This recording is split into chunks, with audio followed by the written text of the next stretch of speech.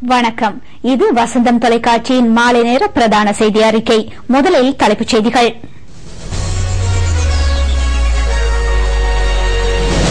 ஜனாதிபதிக்கு சர்வதேசத்தில் தொடர்ந்தும் கௌரவம். டோஹா மாநாட்டில் பங்கேற்குமாறு அழைப்பு. பண்டிகை காலத்தில் அத்தியாவசிய பொருட்களை தட்டுப்பாடின்றி விநியோகிக்க கூட்டுறவு உள்நாட்டு வர்த்தக அமைச்சு நடவடிக்கை. கல்வி பொதுத்தராதர சாதாரண தர பரீட்சை பெறுபவர்கள் அடுத்த வாரம். வடக்கில் முதல் முறையாக படையினரின் சாகச கண்காட்சி. பிரபல வானொலி கலைஞர் ராஜேஸ்வரி சண்முகம் காலமானார். இந்தியாவில் பல மாநிலங்களில் பன்றிக் காய்ச்சல் பரவும் அபாயம்.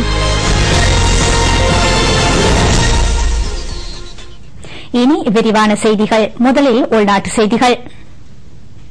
12வது டோஹா மாநாட்டில் பங்கு பெற்றுமாறு ஜனாதிபதி மஹிந்த ராஜபக்சவிற்கு அழைப்பு விடுக்கப்பட்டுள்ளது. இம்மாநாட்டில் பங்கு பெற்றுமாறு கட்டார் மன்னார் விடுத்துள்ள உத்தியோகபூர்வ அழைப்பை இலங்கைக்கான கட்டார் தூதுவர் சையத் அப்துல்லா அல் மன்சூரி ஜனாதிபதியிடம் கையளித்தார். இவ்வழைப்பினை ஏற்றுக்கொண்ட ஜனாதிபதி மஹிந்த ராஜபக்ச கட்டாருக்கும் இலங்கைக்கும் இடையில் நீண்ட காலமாக தொடர்ந்து வரும் நட்புறவு தொடர்பாக நினைவு கூர்ந்தார். அத்துடன் ஜெனீவா பேரவையில் கட்டார் தொடர்பாகவும் ஜனாதிபதி தெரிவித்தார். நட்பு நாடுகளுக்கு தேவை போது அவ்வாறு வழங்கப்பட வேண்டும் என கட்டார் தூதுவர் இச்சந்திப்பின் போது ஜனாதிபதியிடம் தெரிவித்தார். வெளிவிவகார செயலாளர் கருணாதிலக அமுனுகம, ஜனாதிபதி ஊழியர் பிரிவு தலைவர் காமினி செனரத் உள்ளிட்ட பலரும் இந்த சந்திப்பில் கலந்து கொண்டனர்.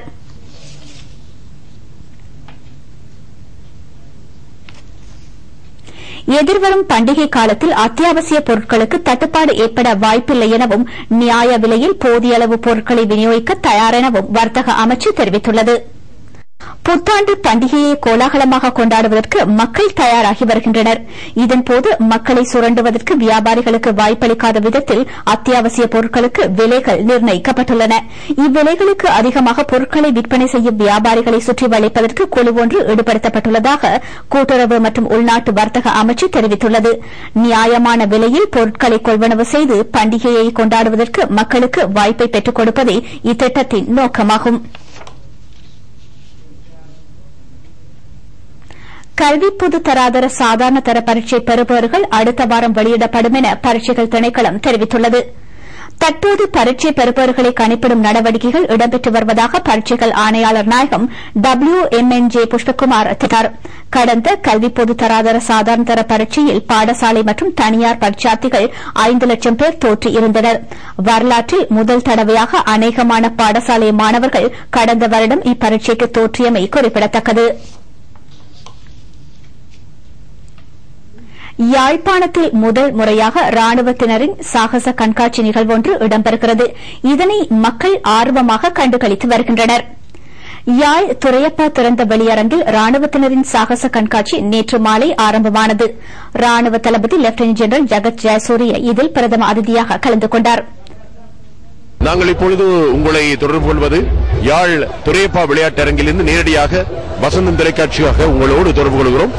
இன்றைய நிகழ்ச்சி ஏற்கனவே இது ஒரு மாபெரும் நிகழ்ச்சியாக பரிணமித்திருக்கிறது. நேற்றைய தினம் மார்ச் மாதம் 23ஆம் தேதி இலங்கை ராணுவத்தின் வீர சாகச கண்காட்சி ஆரம்பமானது. பிற்பகல் 3 மணி முதல் மாலை 6:20 வரை இந்த நிகழ்ச்சிகள் இடம்பெறுகின்றன. இன்றைய தினமும் நாளைய தினமும் இடம்பெறவிருக்கிறது. நேற்றைய தினம் இந்த நிகழ்ச்சிகளுக்கு பிரதம அதிதியாக கலந்து கொண்டு சிறப்பித்தவர் இலங்கை ராணுவ தளபதி லெப்டினன்ட் ஜெனரல் ஜகத் ஜெயசூரிய அவர்கள்.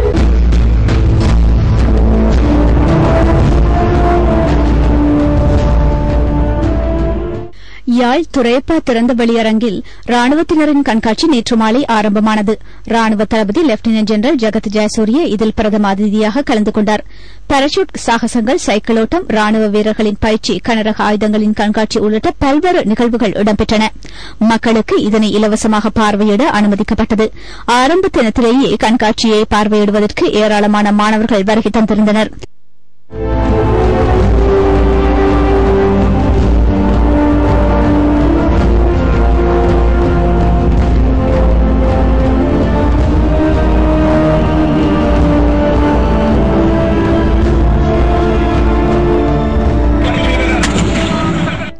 யாழ் கட்டளை தளபதி மேஜர் ஜெனரல் மஹிந்த ஹத்துருசிங்க உள்ளிட்ட உயர் ராணுவ அதிகாரிகள் இதில் கலந்து கொண்டனர்.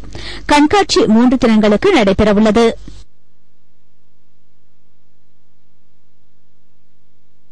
இந்த நிகழ்ச்சிக்கு பல்லாயிரக்கணக்கான பொதுமக்களும் பாடசாலை மாணவர்கள் வந்திருக்கிறார்கள். 2 3 பாடசாலை மாணவிகளை நாங்கள் இங்கே சந்திக்கின்றோம். ஒவ்வொரு ஆமிக்காரங்களும் அவங்களோட உயிரை பணக வச்சு இந்த நிகழ்ச்சியை செய்யறாங்கன்னு நான் நினைக்கிறேன். அந்த அதிசயம் வித்தியாசமா முதல் முறையாக நடக்கிற இலங்கை ஒலிபரப்பு கூட்டுத்தாபனத்தின் தன்னிகரற்ற கலைஞரும் கவிஞர் வைரமுத்துவினால் வானொலி குயில் என பட்டம் சூட்டப்பட்டவருமான திருமதி ராஜேஸ்வரி சண்முகம் நேற்று காலமானார்.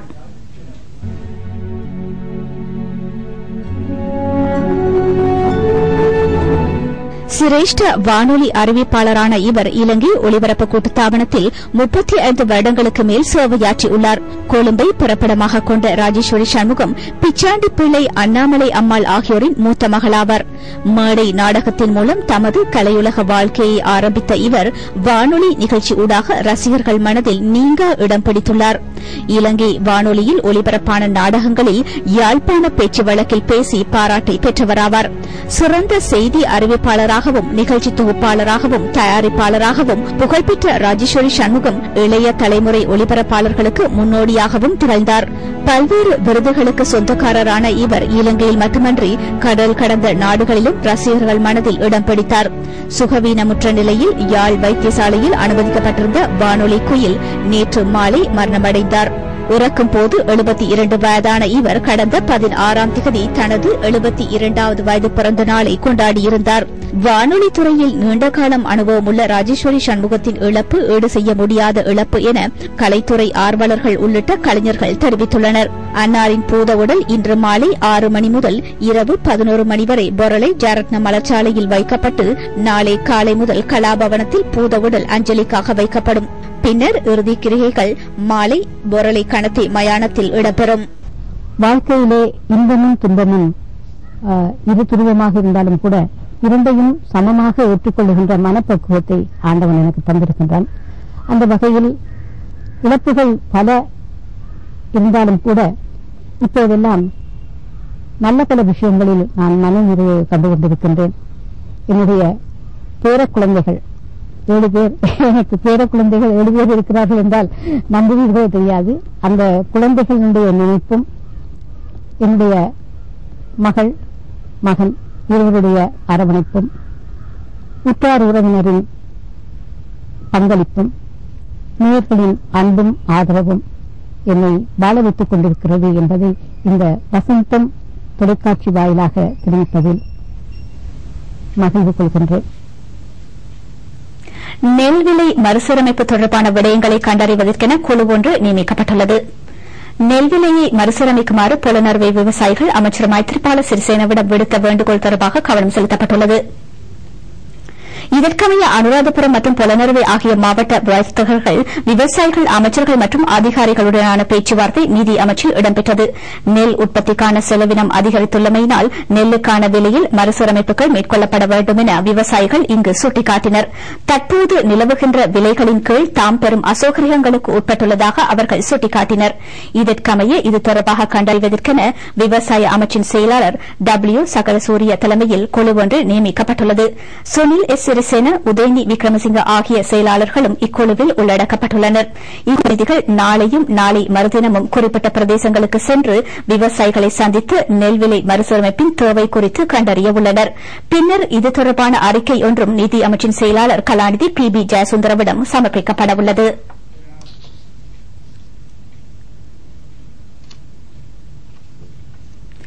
தேசத்திற்கு மகுடம் கண்காட்சிக்கு இணைவாக 1 வருடத்திற்குள் அம்பாறை மாவட்டத்தில் துரித அபிவிருத்தி நடவடிக்கைகளை மேற்கொள்ள திட்டமிடப்பட்டுள்ளது. அடுத்த ஆண்டிற்கான தேசத்திற்கு மகுடம் கண்காட்சி அம்பாறையில் இடம்பெறவுள்ளது. அம்பாறை பிரதேச செயலக பிரிவுக்குட்பட்ட ஹாட்டி உயர் தொழில்நுட்ப நிறுவனத்தை அண்டிய 500 ஏக்கர் நிலப்பரப்பு இதற்கென ஒதுக்கப்பட்டுள்ளது.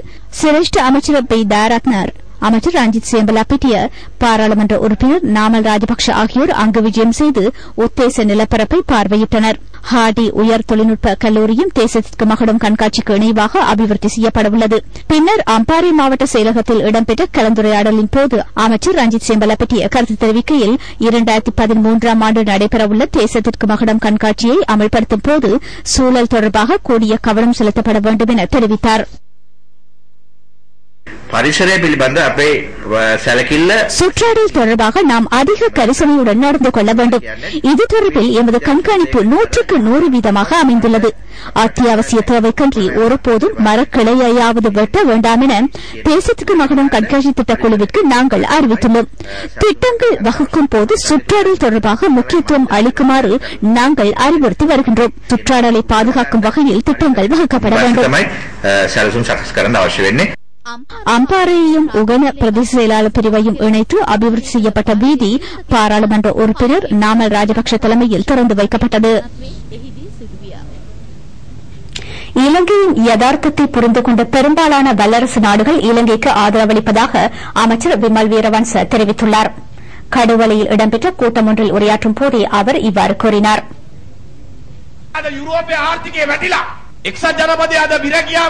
ஐரோப்பாவின் பொருளாதாரம் தற்போது வீழ்ச்சி அடைந்துவிட்டது. அமெரிக்காவில் வேலையின்மை 15% அதிகரித்துள்ளது. பணவீக்கமும் அதிகரித்துள்ளது. அவர்களது கனவுகள் சுக்குநூறாகி வரும் இச்சந்தர்ப்பத்தில் பொருளாதார வல்லரசுகளாக சீனா உள்ளிட்ட நாடுகள் மாற்றம் பெற்றுள்ளன. ரஷ்யாவும் பொருளாதார வல்லரசாக மாறியுள்ளது. பிரிக் அமைப்பில் அங்கம் வகிக்கும் 4-5 நாடுகளே பொருளாதார வல்லரசுகளாக மாற்றம் பெற்றுள்ளன. பி என்பது பிரேசில், ஆர் என்பது ரஷ்யாவை குறிக்கும், ஐ எழுத்து இந்தியாவை குறிக்கும், சி சீனாவை குறிக்கும், எஸ் என்பது தென்னாப்பிரிக்காவை குறிக்கும். இவைதான் உலக பொருளாதார வல்லரசுகளாக மாறி வருகின்றன. இதனை நாங்கள் சொல்லவில்லை, அமெரிக்க பொருளாதார நிபுணர்கள் கூறுகின்றனர். இவ்வாறு வளர்ந்து வரும் 5 பொருளாதார வல்லரசுகளில் 3 வல்லரசுகள் எமக்கு ஆதரவாக செயற்பட்டுள்ளன. ஏனைய 2 வல்லரசுகளே அமெரிக்காவின் பக்கம் சாய்ந்துள்ளன. ஆகவே இந்த சவாலை எமக்கு வெற்றி கொள்ள முடியும் என்பது எமது மக்களுக்கு தெரியும். எல்டிடியினால் தயாரிக்கப்பட்டவை என சந்தேகிக்கப்படும் ஒரு தொகை குண்டுகள் வாகரையில் கைப்பற்றப்பட்டன. பிரதேசவாசிகள் வழங்கிய தகவலின் அடிப்படையில் வாகரை கட்டுமுறிச்சி பகுதியில் இந்த குண்டுகள் கண்டெடுக்கப்பட்டன. 60 குண்டுகள் மின்பொருட்கள் இங்கிருந்து மீட்கப்பட்டதாக போலீசார் தெரிவித்துள்ளனர். இப்பகுதியில் எல்டிடியினரின் முகாம் ஒன்று முன்னர் இருந்ததாகவும் போலீசார் தெரிவித்தனர். வாகரை போலீஸ் நிலைய பொறுப்பதிகாரி பாலித்த ஜாரத்னா தலைமையில் விசாரணைகள் இடம்பெறுகின்றன. 3 லட்சம் ரூபாய் பெறுமதியான ஹெரோயின் வெள்ளந்தர பகுதியில் கைப்பற்றப்பட்டது. போதைப்பொருளை பயன்படுத்தும் நபர் ஒருவரிடமிருந்து கிடைத்த தகவலுக்கு அமைய விநியோகிப்பதற்கென வைக்கப்பட்டிருந்த இந்த ஹெரோயின் பொர்லஸ்கமுவ போலீசாரினால் கைப்பற்றப்பட்டது. அத்துடன் 2 சந்தேக நபர்களும் கைது செய்யப்பட்டுள்ளனர். 700 ஹெரோயின் பாக்கெட்டுகள், மோட்டார் சைக்கிள் மற்றும் செல்லுட தொலைபேசியும் போலீசாரினால் கைப்பற்றப்பட்டுள்ளன. இந்த போதைப்பொருள் வேரஹெர பகுதியில் விநியோகிப்பதற்கென எடுத்துச் செல்லப்படவிருந்ததாக பொர்லஸ்கமுவ போலீசார் தெரிவித்துள்ளனர். போலீஸ் நிலைய பொறுப்பதிகாரி இஷாந்தகுமார் எப்பலகொட்டுவ உள்ளிட்ட குழுவினர் இந்த சுற்றிவளைப்பை மேற்கொண்டனர். கிராமங்களை கட்டி எழுப்பும் ஒரு கிராமத்திற்கு ஒரு வேலை திட்டம் எனும் அபிவிருத்தி திட்டம் நேற்று அங்குரார்ப்பணம் செய்து வைக்கப்பட்டது. இதனை முன்னிட்டு நாடு தழுவிய ரீதியில் பல்வேறு நிகழ்வுகள் இடம்பெற்றன.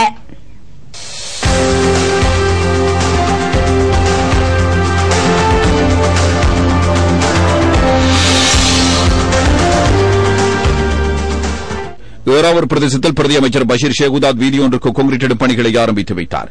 நகரசபை தவிசாளர் அலிசாஹிர் மௌலானா காட்டுப்பள்ளி குறுக்கு வீதி வடிகால் அமைப்பு அமைக்கும் பணியையும் மாவடி வீதிக்கு கான்கிரீட் பணியையும் அங்குரார்ப்பணம் செய்து வைத்தார்.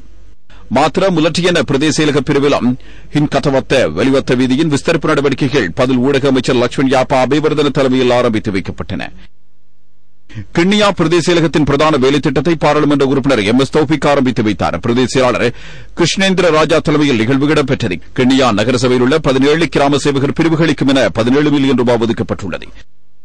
கோரளைப்பற்று பிரதேச செயலக பிரிவின் நாசிவன் தீவு கிராமத்திலும் இத்திட்டம் முன்னெடுக்கப்பட்டது. நாசிவன் தீவு கலைமகள் முன்பள்ளி கட்டிடத்திற்கான அடிக்கலை மாகாண முதலமைச்சர் சிவனசுத்துறை சந்திரகாந்தன் நாட்டி வைத்தார். மாவட்ட செயலாளர் சுந்தரம் அருமைநாயகம் தலைமையில் நிகழ்வு இடம்பெற்றது.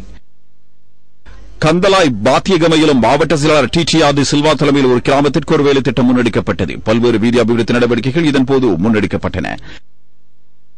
போரத்தீவு பற்று பிரதேச செயலக பிரிவுக்குட்பட்ட 43 கிராம சேவையாளர் பிரிவுகளிலும் இத்திட்டம் அங்குரார்ப்பணம் செய்து வைக்கப்பட்டது. பள்ளிகாமம் விபுலானந்தபுரத்தில் பிரதேச செயலாளர் வில்வரட்னம் தலைமையில் பிரதான நிகழ்வு இடம்பெற்றது. மட்டக்களப்பு மாவட்ட சுதந்திர கட்சி மகளிர் அமைப்பாளர் ருத்ரமலர் ஞானபாஸ்கரன் உள்ளிட்ட பலர் இந்நிகழ்வில் கலந்து கொண்டனர். சம்மாந்திர பிரதேச செயலக பிரிவில் 51 மில்லியன் ரூபாய் செலவில் அபிவிருத்தி திட்டங்கள் முன்னெடுக்கப்பட்டன. பிரதேச செயலாளர் ஏ மன்சூர் தலைமையில் அபிவிருத்தி திட்டங்கள் ஆரம்பித்து வைக்கப்பட்டன. சிங்கப்பூர் மஸ்ஜித் தக்வா வீதிக்கான அடிக்கல் நாட்டு விழா ஒரு கிராமத்திற்கு ஒரு வேலை திட்டம் என்ற திட்டத்தின் கீழ் இடம்பெற்றது.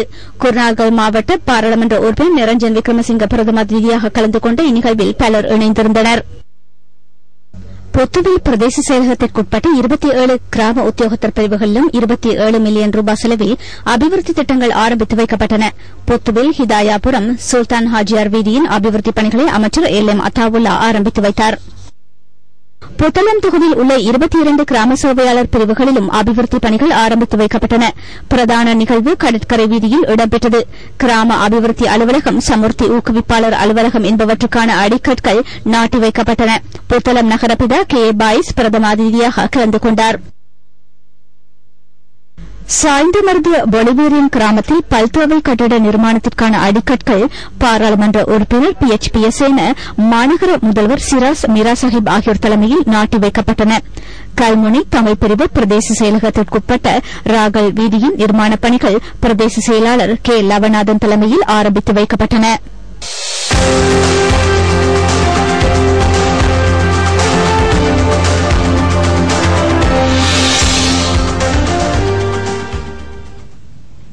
நாட்டின் பல பாகங்களிலும் இடம்பெற்ற நிகழ்வுகளின் தொகுப்பு அடுத்து.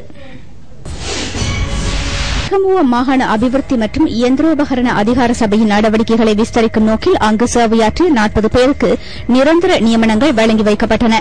மாகாண முதலமைச்சர் மஹிபால ஹேரத் இவற்றை வழங்கி வைத்தார்.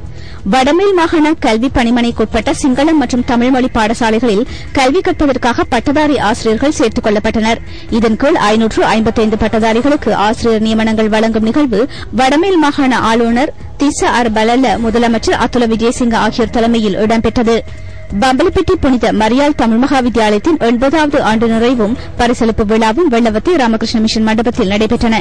கல்லூரி அதிபர் அருட்சகோதரி SRA சேவியர் தலைமையில் இடம்பெற்ற நிகழ்வில் பாராளுமன்ற உறுப்பினர் பிரபா கணேசன், கொழும்பு மாவட்ட துணை ஆயர் பேரருட் திரு இமானுவேல் பெர்னாண்டோ ஆகியோர் அதிதிகளாக கலந்து கொண்டனர். அம்பாறை மாவட்டத்தில் பின்தங்கிய கிராமங்களில் உள்ள பாடசாலைகளில் கல்வி பயிலும் மாணவர்களின் கல்வி நடவடிக்கைகளை மேம்படுத்துவதற்கு மாணவர் மீட்பு பேரவையினால் கற்றல் உபகரணங்கள் வழங்கப்பட்டன. இப்பேரவையின் தலைவர் கலாநிதி S கணேஷ் தலைமையில் இடம்பெற்ற நிகழ்வில் கிழக்கு பல்கலைக்கழக உபவேந்தர் கலாநிதி K கோவிந்தராஜா பிரதம அதிதியாக கலந்து கொண்டார். தேர்ந்தெடுக்கப்பட்ட 800 மாணவர்களுக்கு உபகரணங்கள் வழங்கி வைக்கப்பட்டன. புத்தள கதிர்காம வீதியில் மாலை வேளைகளில் காட்டு யானைகள் வீதியில் ஊடுருவுவதால் பயணிகளும் மக்களும் பெரும் சிரமங்களை எதிர்நோக்கியுள்ளனர். இவ்வீதியில் பயணிப்பவர்கள் இந்த யானைகளுக்கு உணவு பண்டங்களை வழங்குவதனாலேயே இவை வீதிக்கு வருவதாக பொதுமக்கள் தெரிவிக்கின்றனர். இதனால் வீதி விபத்துகளும் ஏற்படக்கூடிய சந்தர்ப்பங்கள் காணப்படுகின்றன. இது தொடர்பாக உரிய நடவடிக்கை எடுக்குமாறு பொதுமக்கள் சம்பந்தப்பட்ட அதிகாரிகளிடம் கேட்டுள்ளனர். இலங்கை சாரணர் சங்கத்தின் கொழும்பு மாவட்ட பாடசாலைகளுக்கு தங்கப்பதக்கமும் சான்றிதழ் வழங்கும் வைபவமும் கொழும்பு 2 பாதுகாப்பு சேவை கல்லூரியில் நடைபெற்றது. ஏர்வைஸ் மார்ஷல் மொஹாண்டி சொய்சா பிரதம அதிதியாக கலந்து கொண்டு இம்மாவட்டத்தில் சாரணர் படையில் உள்ள 750 மாணவர்களுக்கு கோல்ட் ஸ்டார் சான்றிதழ்களை வழங்கி வைத்தார். சாரணர் சங்கத்தின் மாவட்ட ஆணையாளர் ரிசா அசூர் உட்பட பலர் இந்நிகழ்வில் கலந்து கொண்டனர்.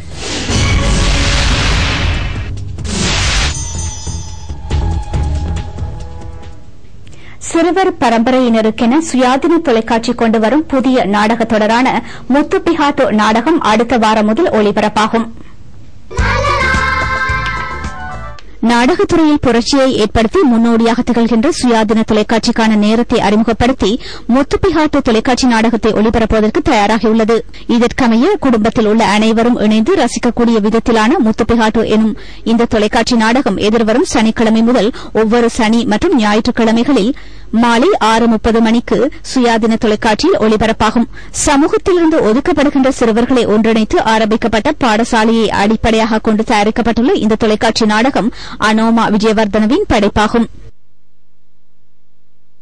ඒ කියන්නේ තරුණ බබා මේ ඉස්කෝලේදීත් අකුරු ලියන්නේ නැද්ද? නෑ කිව්වොත් නෑමයි. ඔයා ඔය පොත තියාගෙන ඕනි තරමක් ලියන්න. කෙල්ල කොහොමද මෝඩයිනේ? චක චක චක චක චක චක චා. இந்த புதிய நாடகம் தொடர்பாக ஊடகங்களை அறிவுறுத்தும் மாநாடு நேற்று ராஜகிரியவில் இடம்பெற்றது. சுயாதீன தொலைக்காட்சி ஊடக வலையமைப்பின் தலைவர் ரசூன் சேனரத்ன, பணிப்பாளர் சபை உறுப்பினர்கள் உள்ளிட்ட சிரேஷ்ட அதிகாரிகள் இதில் கலந்து கொண்டனர். லிலாந்த குமாரசிறியின் இயக்கத்தில் உருவான முத்துப்பிஹாட்டோ சுயாதீன தொலைக்காட்சியினதும் லூக்ஸ் தயாரிப்பு நிறுவனத்தினதும் தயாரிப்பாகும். 18 சிறுவர்கள் பிரதான பாத்திரமேற்றுள்ளதுடன் சனத் விமலசிறி, நிகால் பெர்னாண்டோ உள்ளிட்ட பிரபல கலைஞர்கள் தமது திறமைகளை இதில் வெளிக்காட்டியுள்ளனர். முத்துப்பிஹாட்டோ நாடகத் தொடருடன் அடுத்த வாரம் முதல் இணைந்திருக்குமாறு சுயாதீன தொலைக்காட்சி ரசிகர்களுக்கு அழைப்பு விடுக்கின்றது.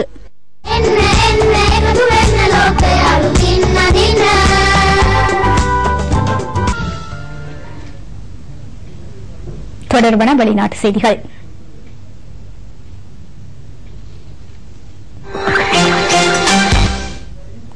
இந்தியாவில் பல மாநிலங்களில் பன்றிக் காய்ச்சல் பரவும் அபாயம் ஏற்பட்டுள்ளது.